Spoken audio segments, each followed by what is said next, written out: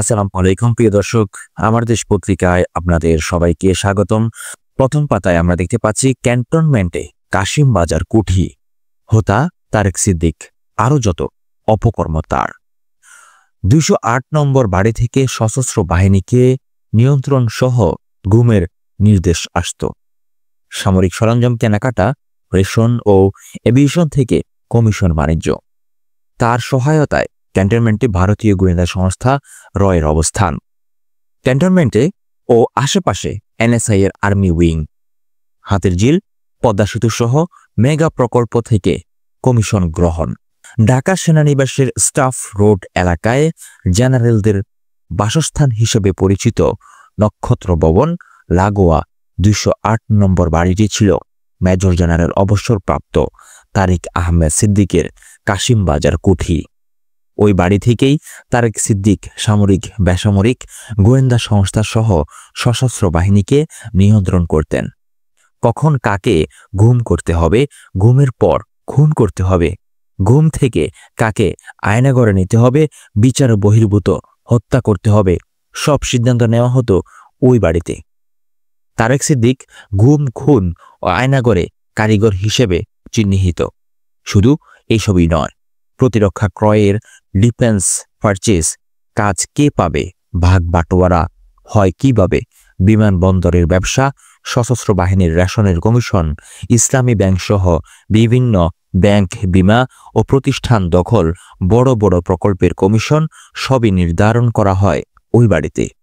তেমনি সশস্ত্র বাহিনীর বদলি, পদোন্নতিও নির্ধারণ করা হতো এখান থেকেই। তারেক সিদ্দিক শেখ রেহানার দেবর, শেখ জামালের ঘনিষ্ঠ ছিলেন।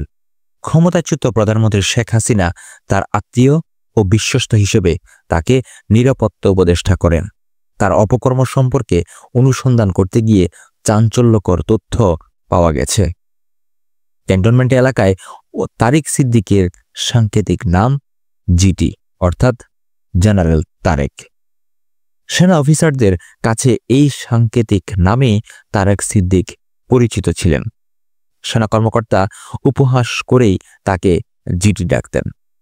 রাষ্ট্রপতি জিয়াউর রহমানের শাহাদাতের পর তার স্ত্রী সাবেক প্রধানমন্ত্রী বেগম খালেদা জিয়াকে রাষ্ট্রীয় সিদ্ধান্তে ক্যান্টনমেন্টের মইনুল রোডের একটি বাড়ি বৈধভাবে দেওয়া হয়েছিল। ওই বাড়িতে ৩৮ বছর বসবাসের পর তাকে উচ্ছেদ করা হয়। অথচ বাড়িটি ছিল জিয়াউর রহমানের স্মৃতি বিজড়িত। কর্নেল হিসেবে বাড়িটি বরাদ্দ পান জিয়া। সেনাপ্রধান হওয়ার পর জিয়া ওই বাড়িতেই থাকতেন। সেনাপ্রধানের জন্য নির্ধারিত বাসভবনে যাননি তিনি। এমনকি রাষ্ট্রপতি হিসেবেও তিনি ওই বাড়িতেই ছিলেন। ক্যান্টনমেন্টে সিভিলিয়ান বা বেসামরিক ব্যক্তি হিসেবে খালেদা জিয়া থাকতে পারবেন না, এমন অজুহাতে তাকে উচ্ছেদ করা হয়। উচ্ছেদের পরপরই বাড়িটি ভেঙে সেখানে বহুতল অ্যাপার্টমেন্ট নির্মাণ করা হয়। কিন্তু তারেক সিদ্দিক একজন অবসরপ্রাপ্ত ব্যক্তি বা সিভিলিয়ান হওয়া সত্ত্বেও শেখ হাসিনা সব নীতিমালা ভঙ্গ করে তাকে ক্যান্টনমেন্টের ভেতরে থাকার ব্যবস্থা করে দেন। তিনি সেখানে থাকেন বছরের পর বছর। অনুসন্ধানে জানা গেছে তারেক সিদ্দিককে প্রথমে সেনানিবাসের মুরিং হাউসে থাকার জন্য বাড়িটি বরাদ্দ করা হয়। এরপর ২০৮ নম্বর বাড়িটির নির্মাণ কাজ শেষ হলে বাড়িটি তাকে দেওয়া হয়। নির্ভরযোগ্য সূত্রে জানা যায়, ঢাকা সেনানিবাসে সেনাবাহিনীর যে বাড়িগুলো আছে তা স্টেশন হেডকোয়ার্টার থেকে দেখাশোনা করা হয়। অর্থাৎ সেনাবাহিনীর আবাসিক অ্যাকোমোডেশনের দায়িত্ব স্টেশন হেডকোয়ার্টারের। তৎকালীন প্রধানমন্ত্রীর নিরাপত্তা উপদেষ্টা হিসেবে স্টেশন হেডকোয়ার্টার থেকে তারেক সিদ্দিককে মুরিং হাউসে থাকতে দেওয়া হয়। সরেজমিন মুরিং হাউস ও ২০৮ নম্বর বাড়িটি এই প্রতিবেদক দেখে আসেন। আদমজী ক্যান্টনমেন্ট কলেজ ও সেনাপ্রধানের বাসভবনের সামনে ৩টি বাড়ি রয়েছে। এয়ার হাউস অর্থাৎ বিমান বাহিনী প্রধানের বাসভবন, মুরিং হাউস অর্থাৎ নৌবাহিনীর দ্বিতীয় প্রধানের বাসভবন এবং প্রতিকৃত অর্থাৎ সেনাপ্রধান এলপিআর। এই বাড়িতে গেলে যে বাড়িতে থাকবেন সেটি। এই ৩টি বাড়ির একটি মুরিং হাউসে নিরাপত্তা উপদেষ্টা হিসেবে প্রথম দিকে থাকতেন মেজর জেনারেল অবসরপ্রাপ্ত তারেক সিদ্দিক। নতুন করে নির্মাণের আগে স্টাফ রোডের ২০৮ নম্বর বাড়িতে থাকতেন ডিজিএফআই। ওই বাড়ি ভেঙে তৈরি করা হয় অত্যাধুনিক নতুন বাড়ি। এটি নক্ষত্র বিল্ডিং লাগোয়া। বিমানবন্দর থেকে এসে ক্যান্টনমেন্টে ঢুকতে গেলে রেল লাইন পার হয়ে হাতের ডান পাশে 208 নম্বর বাড়িটি। এর পাশেই নক্ষত্র ভবন। নক্ষত্র ভবনের ফ্ল্যাটগুলো থাকেন মেজর জেনারেল ও লেফটেন্যান্ট জেনারেল পদবীর সেনা কর্মকর্তারা। সংশ্লিষ্ট সূত্রে জানা যায়, তারেক সিদ্দিকের জন্য 208 নম্বর বাড়িটি আধুনিক প্রযুক্তির সব ধরনের সুযোগ সুবিধা সম্পন্ন করে নির্মাণ ও সাজানো হয়। নক্ষত্র ভবনের পাশের এই বাড়িতে তারেক সিদ্দিককে রাখার কারণ ছিল জেনারেলদের নিয়ন্ত্রণ এবং চোখে চোখে রাখা। অর্থাৎ তারেক সিদ্দিক তার কর্তৃত্ব প্রতিষ্ঠার জন্য একটি প্রভাব বলয় এস্টাবলিশ করতে ওই বাড়িতে থাকতেন। একই সঙ্গে ভারতীয় গোয়েন্দা সংস্থা রয়ের সঙ্গে বৈঠকের পাশাপাশি অনেক কর্মকর্তাকে রয়ের সঙ্গে সংযোগ ঘটিয়ে দেওয়া হতো এই বাড়িতে। তারেক সিদ্দিক ভারতীয় গোয়েন্দা সংস্থা রয়ের একজন বিশ্বস্ত এজেন্ট হিসেবে কাজ করতেন। ক্যান্টনমেন্টে রয়ের আস্তানা হয় তার মাধ্যমে। ক্যান্টনমেন্ট পাড়ায় তাকে বাংলাদেশে ভারতের প্রকৃত হাইকমিশনার বলে ট্রল করা হতো। তিনি ভারতীয় গোয়েন্দা সংস্থা রয়ের এতটাই সার্ভ করতেন, যার ফলে তাকে এটা বলা হতো। 208 নম্বর বাড়িতে ব্যবসার দেন দরবার এবং কমিশন বাণিজ্যের বিষয়টিও ঠিক হতো। বড় বড় ব্যবসায়ীকেও এই বাড়িতে ডাকা হতো। এনএসআই এর আর্মি উইং। একইভাবে জেনারেল অবসরপ্রাপ্ত তারেক সিদ্দিক সেনানিবাস এলাকায় এনএসআই এর আর্মি উইংয়ে গড়ে তোলেন। এই উইংয়ে 3টি অফিস ছিল। একটি সেনানিবাসের ভেতরে, অন্য দুটি বনানী ডিউএইচএস এলাকা ও লেক শোর হোটেলের নিচে। সেনাবাহিনীর অবসরপ্রাপ্ত কর্মকর্তারা এই অফিসে কাজ করতেন। এরা তারেক সিদ্দিক ও শেখ হাসিনার প্রতি খুবই অনুগত ছিলেন। একেবারে ডিএনএ টেস্টেড। কাগজে কলমে এই অফিসের কোনো রেকর্ড রাখা হয়নি। এই অফিসে যারা কাজ করতেন তাদের বেতন ভাতা সরকার থেকে দেওয়া হতো না। এনএসআই এর সোর্স মানি থেকে এই বেতন দেওয়া হতো। গাড়ি এবং অফিস ভাড়াও ছিল সোর্স মানির টাকায়। এই উইং এনএসআই এর অর্গনোগ্রামে নেই এবং এর কোনো সরকারি অনুমোদনও ছিল না। এনএসআই এর রেকর্ডের অস্তিত্ব রাখা হয়নি। এই উইংয়ের কাজ ছিল রয়ের কচুক্ষেতের উইং থেকে আসা নির্দেশাবলী পালন এবং ওই অফিসকে ফিডব্যাক দেওয়া। কর্নেল মোস্তফা নামে একজন অবসরপ্রাপ্ত সেনা কর্মকর্তা এই উইংয়ের দায়িত্বে ছিলেন। তিনি শেখ হাসিনা ও তারেক সিদ্দিকের খুবই বিশ্বস্ত একজন কর্মকর্তা বলে জানা গেছে। বিমানবন্দর নিয়ন্ত্রণ ও ব্যবসা। মেজর জেনারেল অবসরপ্রাপ্ত তারেক আহমেদ সিদ্দিক বিমানবন্দরের যাবতীয় ব্যবসা বাণিজ্য ও কার্যক্রম নিয়ন্ত্রণ করতেন তার বিশ্বস্ত ও দুর্নীতিপরায়ণ 3 কর্মকর্তার মাধ্যমে। এরা হলেন গ্রুপ ক্যাপ্টেন অবসরপ্রাপ্ত SM. Nazmul Anam, group captain অবসরপ্রাপ্ত জিয়াউল আহসান এবং group captain Alamgir. Group captain Anam বেসামরিক বিমান চলাচল কর্তৃপক্ষের ফ্লাইট সেফটি অ্যান্ড রেগুলেশন সাবেক পরিচালক। তার আরেকটি পরিচয় হল তিনি ঢাকা উত্তরের তৎকালীন মেয়র আতিকের বোনের স্বামী।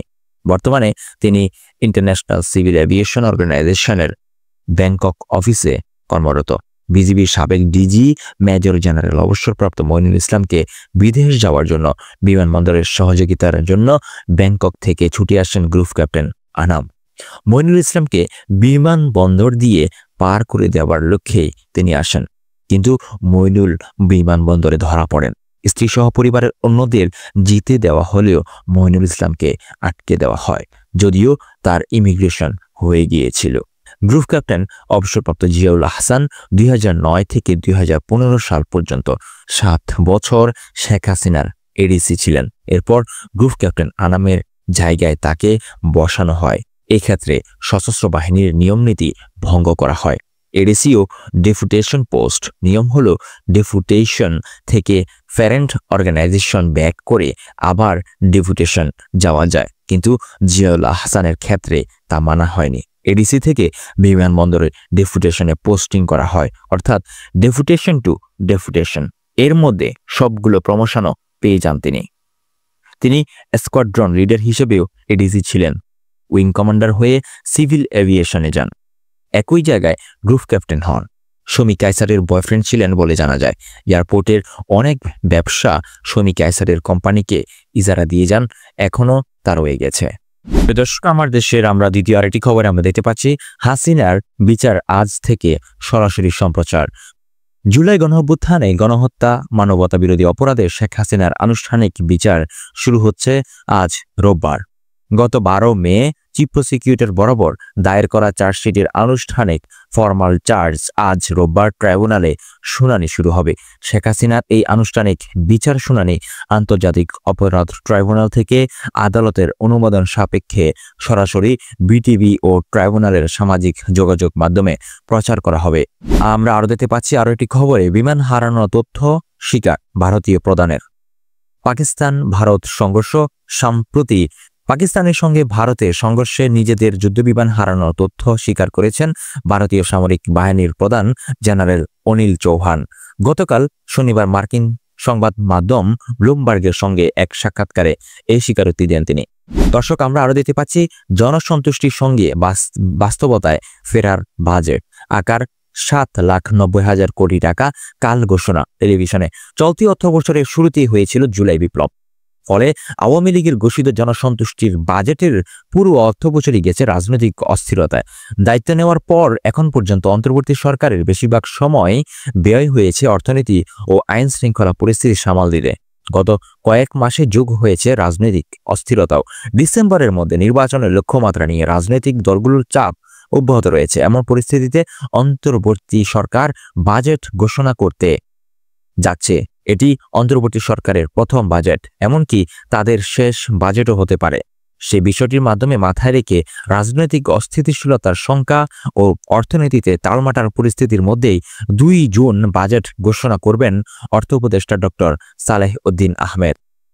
প্রিয় দর্শক, আমরা আরও দেখতে পাচ্ছি অনিবন্ধিত দলই ডিসেম্বরের মধ্যে নির্বাচন চায় না। অনুষ্ঠানে বিএনপি নেতারা শান্তিপূর্ণ ক্ষমতা হস্তান্তরের প্রক্রিয়া বাধাগ্রস্ত হলে রুখে দেওয়া হবে বলছেন আমির খসরু মাহমুদ চৌধুরী। রাজনৈতিক দলের সঙ্গে সরকারের আলোচনা হচ্ছে, কিন্তু অগ্রগতি নেই বলছেন সালাউদ্দিন। বিএনপি কি মানুষ চিনতে ভুল করেছে বলেছেন গয়েশ্বর চন্দ্র রায়। অনিবন্ধিত দলগুলোই ডিসেম্বরের মধ্যে নির্বাচন চায় না বলে মন্তব্য করেছেন বাংলাদেশ জাতীয়তাবাদী দলের বিএনপি নেতারা। দলের স্থায়ী কমিটির সদস্য আমির খসরু মাহমুদ চৌধুরী কথা বলেছেন। তিনি বলেন, 52টি দল ডিসেম্বরের মধ্যে নির্বাচন চেয়েছে, আর ডিসেম্বরের মধ্যে নির্বাচন চায় না যারা, যেসব দলের নিবন্ধন হয়নি, যাদের জন্ম 5 আগস্টের পর, এরা ডিসেম্বরের মধ্যে নির্বাচন চায় না। আমরা আরো দেখতে পাচ্ছি 200 ব্যবসায়ী সহ ঢাকায় চীনা বাণিজ্য মন্ত্রী ওয়াং ওয়েনতাংয়ের নেতৃত্বে 200 ব্যবসায়ীর একটি প্রতিনিধি দল গতকাল শনিবার ঢাকায় এসেছেন। এই সফরের মধ্যে দিয়ে বাংলাদেশে চীনা বিনিয়োগ আরো বাড়বে বলে আশা করা হচ্ছে।